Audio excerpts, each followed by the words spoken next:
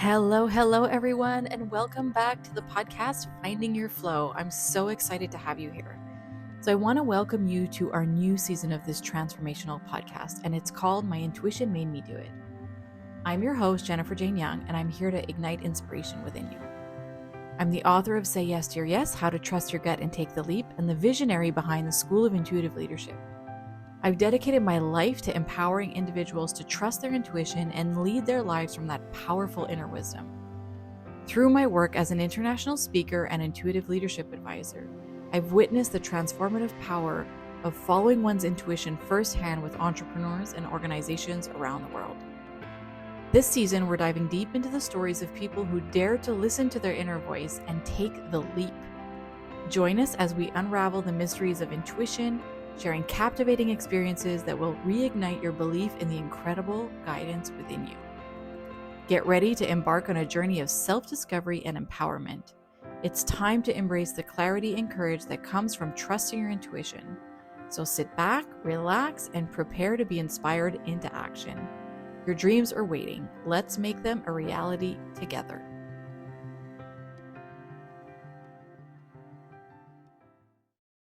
Debbie, I'm so happy to have you here. I was recently introduced to you through our friend Jill in our common space that we go in, virtual networkers. And yeah, I just fell in love with you so quickly. And I'm so excited for you to share the story that you submitted for today. So obviously, this season is called My Intuition Made Me Do It. So my first question to you is, please finish this sentence. My intuition made me. Tell us what your intuition made you do. Oh, there's so many yummy things. I'm a very intuitive person who lost that ability many years ago and then had the opportunity to really sink back in and recognize and honor my intuition. But the story that blows most people away is, gosh, it was 2021, spring of 2021, and I started having these, I mean, such vivid dreams where my high school boyfriend, who had later become my fiance, but we hadn't seen each other in over 31 years, just started showing up in my dreams. I didn't see him in physical form, but recognized his energy, and he was trying to tell me something, and I couldn't hear or understand what he was saying. And the first time I thought, well, that's interesting. Mm. And then it happened again, and a third time, and a fourth time. And I was talking to a friend of mine who's also intuitive, and I said, "This is really weird because I literally don't know anything about where he is in his life or what's going on, but he keeps showing up, and it's like I don't know why." Mm. And of course, in 31 years, I'd done a little Facebook searching and looked on, addresses, and I'd never found him. So I really truly didn't know where he was.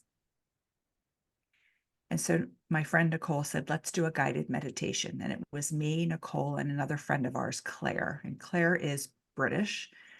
And it's fun. And that's important to this story only because we did this guided meditation.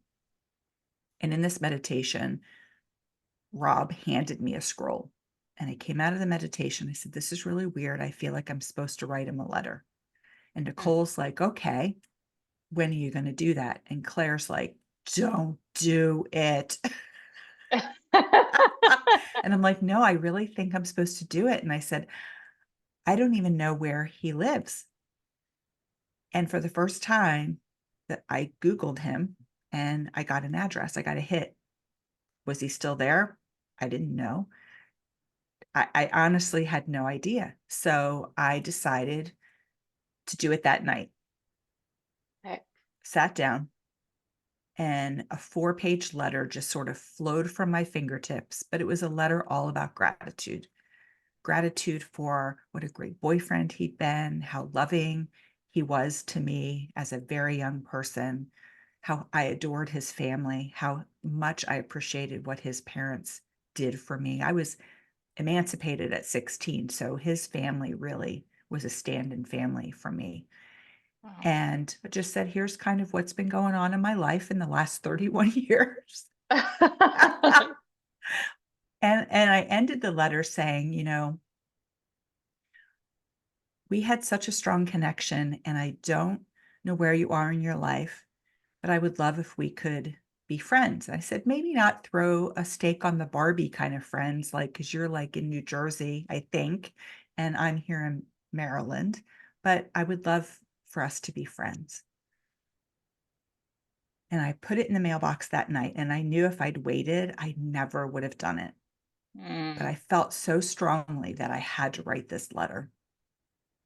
So it whisks off to New Jersey, and unbeknownst to me, I learned this later. Well, let me finish the story. Like a week later, I get not one letter, but 2 letters in the mail from him. One was a card, expressing, how much he loved my dad. My dad had passed away about 6 months earlier and just had his favorite memories of my dad, and it was just Mm. such a lovely, lovely letter to receive. And then the second letter was like, "I got your letter. I promise you a much deeper explanation and response, but I just wanted you to know that I've received it." And I thought, "Okay, that's interesting." And what happened was we started writing back and forth to each other. We started writing letters, old-fashioned letters. Wow. "Where are you? What are you doing?" And come to find out that, his wife his first wife had passed away. She was much older and was not in great health, and she'd passed away in beginning of 2018, and he had in fact been meditating about me. Whoa. He discovered meditation after the loss of his wife, and then in 2020, the company that he'd worked for 20 years laid everybody off, and so Okay. he went into a kind of a depression. And in order to get out of it, he made a list of all the things that he needed to clean up in his life. And he started meditating. Cleaned up the energy with his first wife, the energy for he said the last thing on his list was me. Hmm. And I really firmly believe that he was meditating at the time that he was showing up in my dreams. I totally believe that. And we have not been apart since. He We realized we weren't sure if we were gonna move to his place or move to my place, but we ultimately sold his house and he moved down here into Maryland, but we got married in October, actually October 2022 on the 42nd anniversary of our very first date. Wow. That is crazy pants. I don't ever think I've heard a story like this before. It was really something. It was really something, and it was so funny, because I went away. So I was in grad school at the time. I was getting my master's degree in publishing, and so we were writing these letters back and forth, and we were approaching my residency. I had to leave home and go to Colorado for 2 weeks, and I thought, He's gonna think I'm ghosting him if, I'm not responding." And so I sent him a note and said, "Here's my phone number, here's my email address if you wanna, stay in touch while I'm at this. I won't be as responsive because I won't be here." Right. And I was in Colorado. I would think it was my 2nd day of residency, and it was, the time difference. Come back to the house that I was staying in with a couple of my classmates, and I get a ping on my phone from a number that I didn't know, but I recognized the area code as the area code that we grew up in, and it just said, Mhm. "Hi, it's me." Now, we didn't have cell phones the last time I saw him. So, Right. but it just cracked me up, like, I knew exactly who it was. Yeah, yeah, yeah. And we texted for my time that I was away, and we made an agreement that when I got home, we would have our first conversation. And that conversation was the most hilarious conversation because, again, what do you say to somebody you haven't spoken to in 31 years? And Right. the phone rang and I answered it. I'm like, "Hi."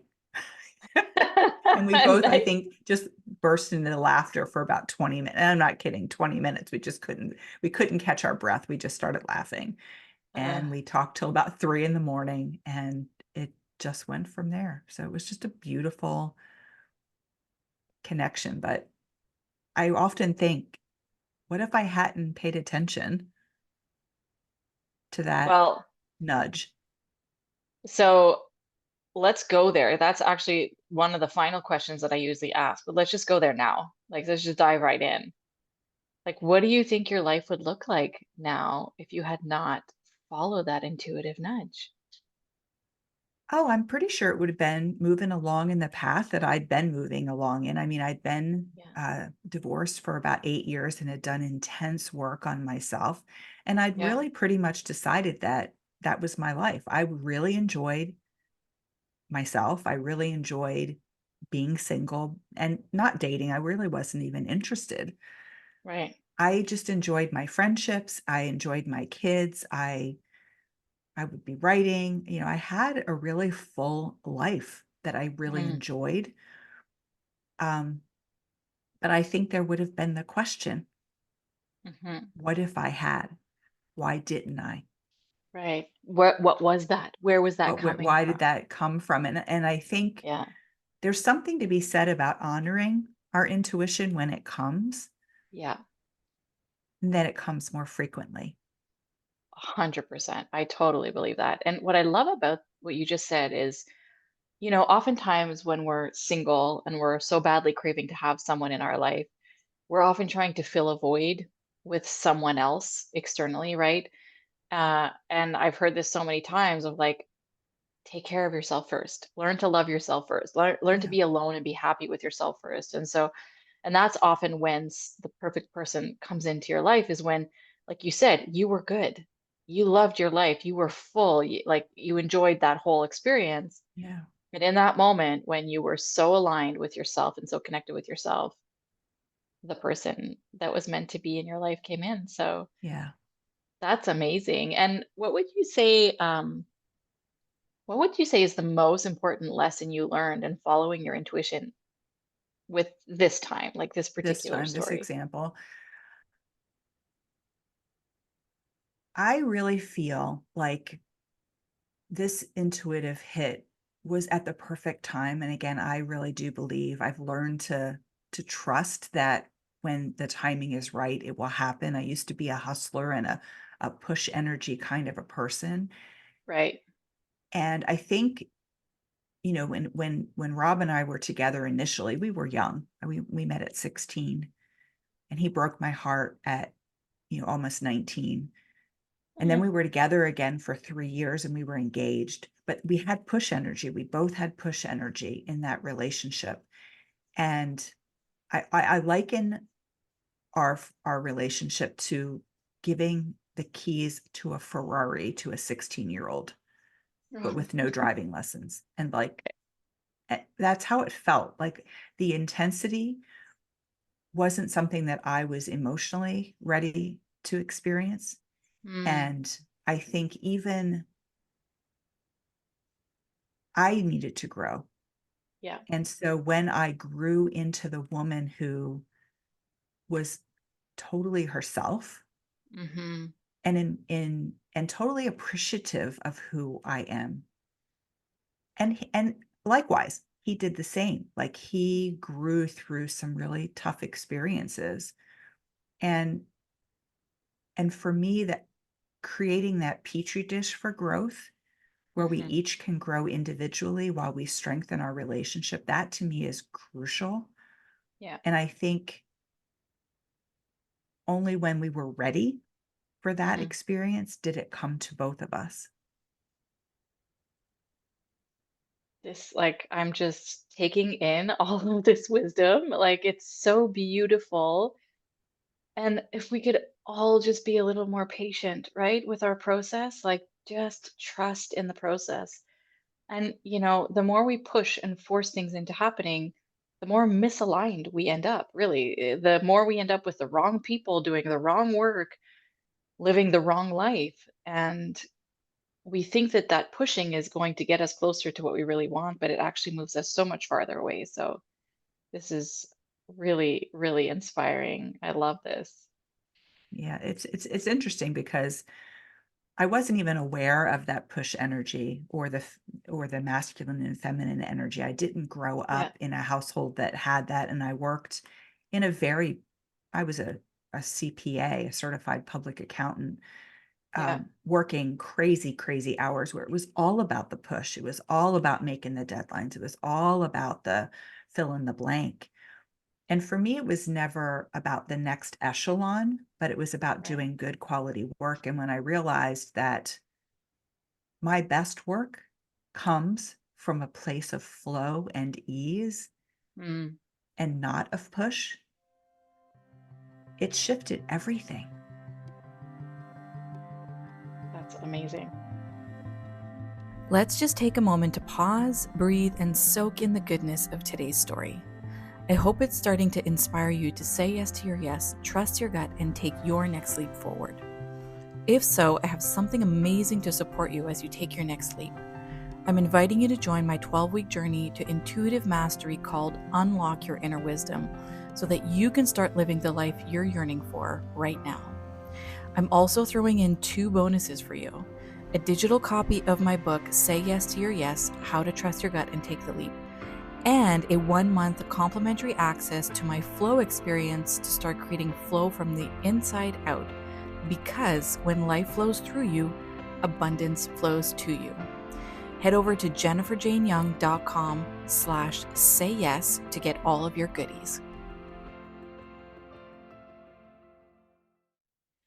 So, okay, let's go back a little bit. You told us about like the dreams you were having, right? Which is kind of how your intuition started to speak to you.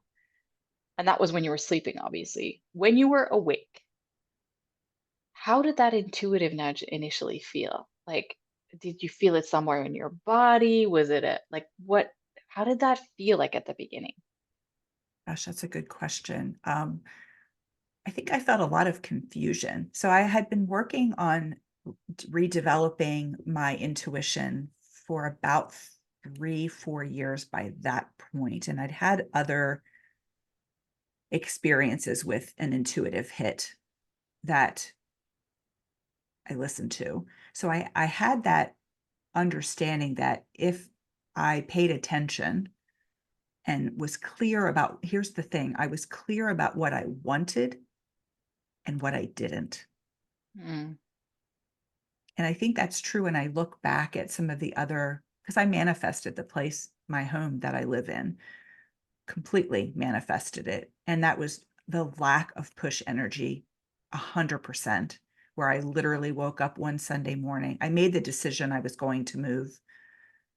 I knew what I wanted. I made a list of what I wanted and I just let it be. And one March morning, Sunday morning in 2019, I woke up and I'm like, I'm supposed to look on Zillow right now. Hmm. And I did. And this place was the first place that popped up with my criterion. Called my friend who's a realtor and said, can we go look at this? And I owned it by the end of the week. That's amazing. And but it was completely everything I wanted. There Yeah. was nothing on my list that wasn't this place. And I think I had that experience. So I knew, okay, I don't know what this means. I think I felt, if I'm thinking back, I probably felt it in both my voice, my throat area and my heart area, kind of those Mm, two, speaking my truth yeah. and then also just really being aligned with what does this mean? And it Yeah. wasn't even looking for something outside of myself. It was really just again that whole letter of gratitude. It was just an outpouring of complete and absolute gratitude without, going into the weeds of why it didn't work, because we honestly, we did not break up because we didn't love each other or that we Right. didn't get along. So I Right. didn't even feel that that was relevant. It was, digging into the good things, and then also then receiving it back, right? With the letter about my dad, it was just beautiful. And I shared that with I shared that with my stepmother, and her first question was, "Is Rob single?" And I'm like, "I don't even know. I don't even know."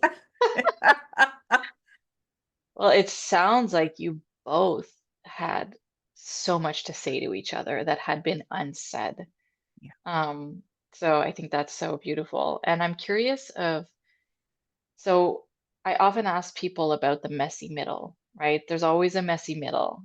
So from that moment where your intuition spoke to you and then you're like, you did the thing, you mailed the letter, and then you guys coming together. Like, how was that messy middle for you? Like, how did it feel like? What happened? What were you thinking? I always love for people to share this because it helps us like just remember our humanness. Like, remember Yeah. that, like, oh, yeah, okay, Debbie went through this. This is Right. something I'm feeling or experiencing too. So it's relatable and it makes us feel a bit more human. Yeah, it's not all sunshines and puppies, it's uh, because we had a history together. And so it was interesting in the beginning, it was sort of like starstruck, like this is magic. And I still feel that way. But Hmm. we had to unearth, from who we were and the last Yeah. time we interacted, who had we become? Mm, And we both had triggers, yeah. related to who we had been. In fact, we when he was living in New Jersey, he had a route that he would often run to Allentown, Pennsylvania, which was about an hour away from where he lived. And if he ever, whenever he took that Allentown route, he always ended up in a really negative space. Like he Hmm. was overthinking and he was dredging up all the reasons that it wouldn't work. And so we literally have a thing. I'm like, "Are you going to Allentown right now?" It's a mental Allentown. And Right. we've come up with some really fun ways to identify, like, Yeah. wait, I'm feeling this. I'm not sure why I'm feeling it. Let me sit with it for a little while. Let me listen. Let me get quiet Hmm. and understand, is this you or is this me telling myself a story about X, Y, or Z? Yeah. And we really had to practice that a lot in the beginning. And we still sometimes to this day practice it. But we made the commitment that no matter what, we would work through those feelings and Hmm. identify what's happening because it's worth it. I mean, totally. What a beautiful love story. I hope you wrote a book about this. Well, everyone says that I will write a book about it eventually, for sure. For Yeah. sure. Yeah. What a beautiful, beautiful story. Um, so I'm okay. One of the things that I want from this podcast and this series in particular is for people to I want this to inspire other people into action, right? I want someone who's getting an intuitive nudge right now, who's feeling stuck in like analysis paralysis, not doing the thing. I want this to like move them forward. So, what would you say is like one piece of wisdom that you would really want to share with someone who's getting an intuitive nudge right now, um, and is struggling to do the thing? Whether it's similar to this story or something else, what would be one piece of wisdom you'd want to share? Well, it's a conscriptive piece of wisdom. My friend Nicole, who is an intuitive as well, she likes to make things fun. And so she taught me how to play the game of three. And if you ask for the intuitive hit and you're clear about what you want, if you're getting it, but you're not quite sure, if you're still not confident, play the game of three. And the game of three works like this: say, it's got to be time bound and it's got to be specific. So if I'm supposed to do X in the next 24 hours, show me in some way 3 rabbits. Now the rabbits could be literal rabbits. They could be rabbits on a billboard. They could be a Volkswagen rabbit. They could show up any different way. It could be Eddie Rabbit singing a song on the radio, but being clear that if you see this three things, this is the way I'm supposed to do it. And if you don't, then you have to trust. And can I just share one more really whacked out story about the game of three? Please. Yeah. So that my father passed away in August of 2020 as a result of some exposure to Agent Orange during the Vietnam War. It was very sudden. We knew that he was ill, but it was a very sudden passing. I had a very clean relationship with my dad because I knew that he had gone through some things, and I made it a point to go up on a regular basis and just sit and talk with him, just be. And I was giving the eulogy at his memorial service, which at the time was in COVID, so it was outdoors. And I had to travel up to Pennsylvania, where I'm from, 3-hour drive. So that morning I'm laying in bed, I do my meditation, and I say, Dad, if you're okay and things are good for you, please send me a sign of 3 yellow butterflies. So I get in the car and I drive up, we do the thing, I give the eulogy, the reception afterwards. I'm driving back. I drove both my boys up, and my youngest son drove back. So it was the first time all day that I could check my email or my phone. And I had a message from my friend Jill Celeste, who you know, and she said, I'm not sure why I need to tell you this, but I took my dog to the dog park today, and there were hundreds of yellow butterflies, and I just wanted to tell you that. Now, Oh my mind you, I God. hadn't told anybody about this. It was between me and my dad. I'm like, well, that's interesting. And there's a Facebook message from my friend in the UK. I was out in the forest today, and there were hundreds of yellow butterflies, and I was supposed to tell you that I saw them. Oh my And my God. friend Nicole, who lives in Canada on Ontario, was up at a lake in northern Ontario visiting her mom. And she's like, it's cold here. So it really struck me. But there were, guess what? Hundreds of yellow butterflies. Oh My my. dad, in his wisdom, knew that I was not going to be paying attention. So he sent 300 butterflies to Florida, the UK, and Canada. And these people had no idea that I need to try this, it's really Debbie. powerful. I'm telling you I'm what. going to try this. I'm literally trying to make two decisions right now in my business. And I'm like, should I, shouldn't I, should I, the intuitive guide. Yeah, So I've never heard of this before and I've never played with it. And I am going to totally try I this. can't wait to hear how it turns out. I know, right? Oh my goodness. Wow, that is Yeah, so, what a beautiful wisdom and like such a practical tool for people to yeah. try. And it works. Wow. And Wow. here's the other thing. I think once we just make that decision Yeah. and follow that intuitive hit, we don't need to know the whole path. We just need to see the next stepping stone and Yes, trust that the next one will be there. this is what I share with people all the time. It is always and only about that one next step. The rest, like, waste of time to try to figure it out. Like, don't Yeah, even save your energy, because the next step is going to like shift life. And then life is going to adapt to that step. And then, right. so every step is kind of defining the next, and you just can't plan it all in advance.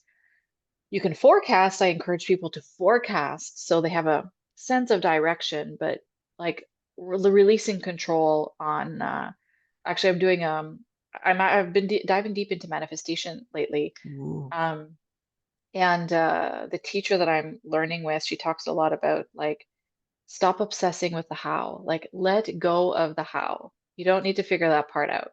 And like you said, that's why I was like, I love the house story as well. Essentially, you just matched your energy to what you knew you wanted.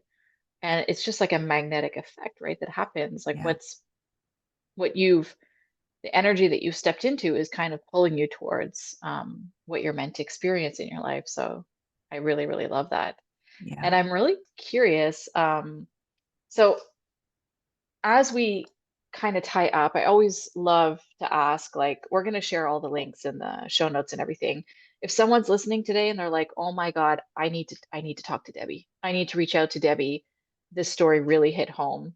What would be the best way for them to reach out to you? That's my first question. Sure. I always email is best, and you'll have that Okay. in the show notes, but it's Debbie with a Y at Okay. highlanderpressbooks.com. Okay. Amazing. Now, my second question is I want you to tell people a little bit about the work that you do because I think it's so amazing, the work that you Oh, do. And while you're telling us about the work that you do, I'm curious of like, is this something you kind of implement in your work of helping people, you know, come into that very effortless flow as they write their book? Because we can very much have a forceful energy when we're trying to write a book, right? So I would love to hear more absolutely. about that. Yeah, it's such a great question. And, having written books myself, I do know that there's that energy and that, the have tos and I'm all about intuitive coaching, intuitive leading, intuitive teaching. Hmm. So we at Highlander Press have one overarching mission, and that's to give women a voice, elevate women's voices one story at a time. And we do Mm, that on our podcast. We do that in the books that we publish. And we have a storytellers lab, which is helping people. And again, it's that sense of fun and sense of play, but with purpose. How are right. we going to uncover what your story is? And it can be fiction, nonfiction, memoir. Um, and so we do that, and we also then teach our authors, our writers, how to become authors, but by publishing them, obviously, with our publishing house, but we teach them about their author business because it is about being clear about what is your goal with this book. Is it to be the Right. first book of a series? Is it a fiction book? Do you want to have a fiction career? Is it a book that is helpful to help your potential clients find you? Is Mm, it to speak on stage? Is it to create a whole academy of learning based upon what you want to do? So get really clear about the goal, and we'll figure out the how, and some of that is intuitive. I'm a brilliant developmental editor, and I don't use those words lightly, but what I do is I bring the practical know-how and the intuitive side. What is missing intuitively? What's being not said between the lines that really needs to be excavated?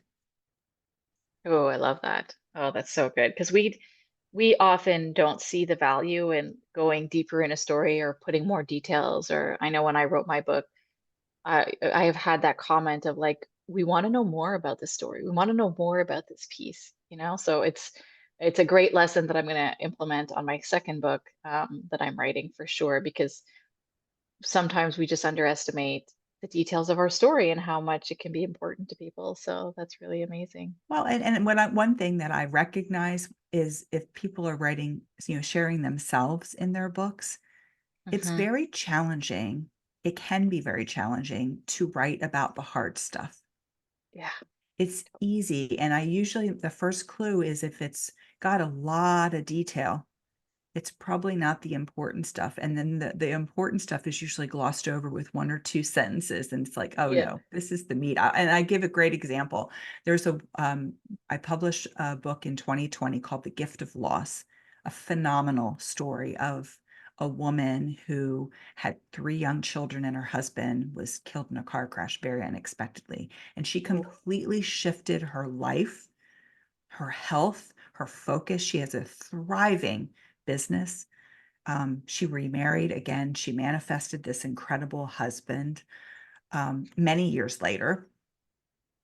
And but when she gave me her manuscript, It was 100 pages exactly. And I remember that because chapter 2 was 50 of those pages. Wow. I'm like, um, 50 pages is a lot for one chapter of a 100-chapter book, and I think this is actually the book. And she's like, Wow. "But I don't wanna relive this." Mm, I said, "I get it. This was really hard stuff, but right. this is beneficial in 2 ways. One, by sharing your inspirational story of coming from the deepest, darkest place to these incredible shifts in your life, you're showing someone else what's possible, and you're Yeah. shining a light. The second most important part is by revisiting it and writing it down, it's healing, Yeah. so Totally. healing. Totally healing. Oh my goodness. And there's so many people that I know in my orbit that want to write a book. So, friends, if you want to write a book, reach out to Debbie. Like, really, there's so many untold stories that need to go out into the world. And really, I'm encouraging people to not be the judge of what they think they should write, because when I published Say Yes to Your Yes, I had a vision for it, obviously, and I was, it was a big dream of mine. I would have never expected the impact that it's having. Never. Like I'm stunned every day at the testimonials I'm getting, and like people, I'm living in the country now in the middle of nowhere on 200 acres of land. And my dad walks in, who's like very much of like a farmer guy, not into intuition and everything. And he's like, "Yeah, I need 2 books. I just sold 2 of your books." I'm like, "What? To who? Like who around here wants my books?" That's And awesome. I know it's so funny. So yeah, our books can really change lives. So um, reach out to Debbie if you want to write a book. And Debbie, it was such a pleasure to have you here. You're such a great storyteller, also. This Oh, was thank so you. like, I felt like I was like watching a really good movie and like pulled into your story. So thank you Well, so much. thank you. I'm so And grateful for the opportunity. It has been just my absolute pleasure to spend this time with you.